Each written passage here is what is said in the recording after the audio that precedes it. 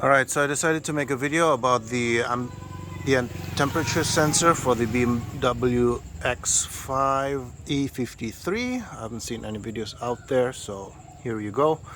Now, with some BMWs, it's located under here. You can see this space here. But for the X5, it's not there. For some, it's here in the front. Usually the sedans. But for this particular model, this is the also 4.4 liter version. It's located in the brake vent or brake duct or whatever you want to call it. So no need to remove any bumpers or anything. Just need to jack up your car. Make sure you put the locks in place so it doesn't roll over. Safety first. Once you have your tire removed, this is where you will find the temperature sensor.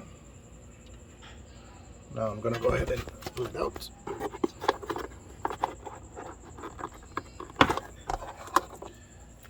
And there you have it.